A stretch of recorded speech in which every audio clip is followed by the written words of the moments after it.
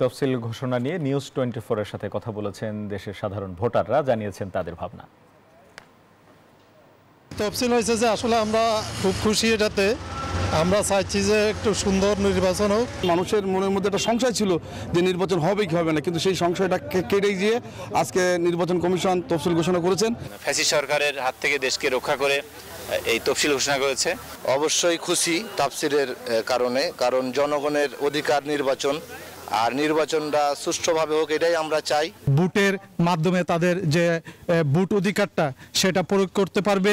আমি আশাবাদী এই সরকার, এই উপদেষ্টা মণ্ডলী সরকার এটা ইনশাল্লাহ এনশিওর করবে যে যেন জনগণ অবাধে ভোট দিয়ে তাদের পছন্দের প্রার্থীকে জয়যুক্ত করতে পারে।